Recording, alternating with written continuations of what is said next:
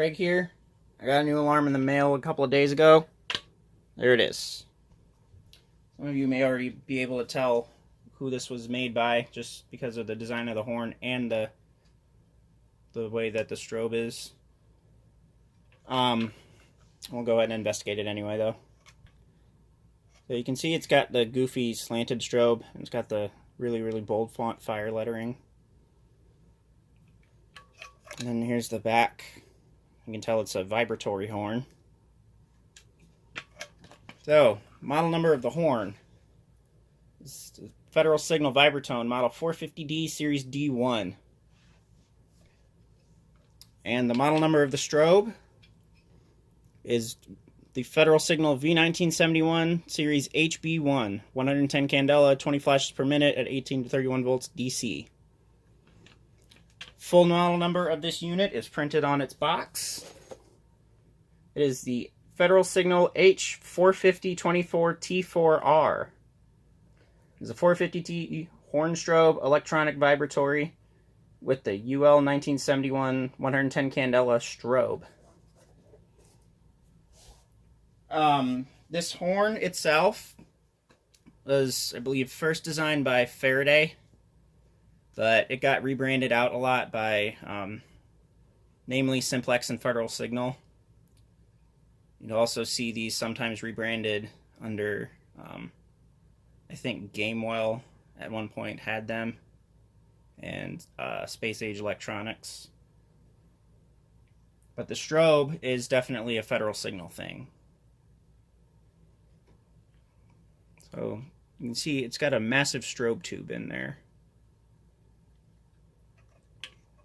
And on the back, it's got the circuitry all there for the horn, commonly seen on the Simplex 4903 horn strobes, the rectangular ones. And you also sometimes see this with the Siemens U-HN series of electromechanical horns. Let's go ahead and get the instruction sheets out here. This came with two instruction sheets, one for the horn and then one for the strobe. Let's look at the one for the horn first here. So it basically gives you like all of the instructions on how to, install it and different configurations that you can do with it.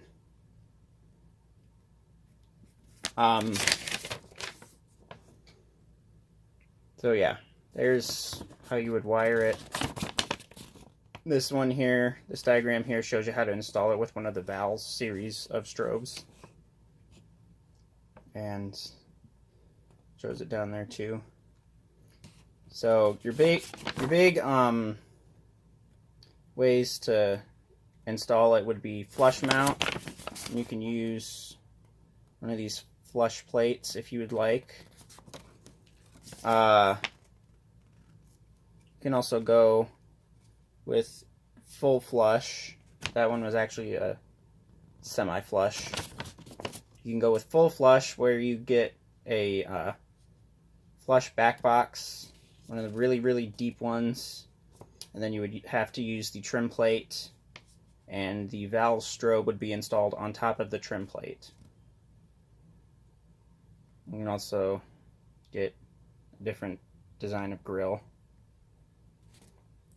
You could also go concealed conduit, which for that you would need Federal Signal's concealed conduit plate and then a surface mount back box of some type. Or you can go weatherproof with a weatherproof back box, and for that you would use like one of these. This one's my Faraday 3014. So yeah, there's that. So let's go ahead and look at the one for the strobe. This includes both the Val's strobes and the V1971 strobes. And it also gives you nominal current draws for the various horns that you can use with the strobes. You got the 450D, which is that. You got the 450E, that. And then you have something called the 460, which is, I believe, like a mini horn. And then it also includes these other models, which are all, I believe, speakers.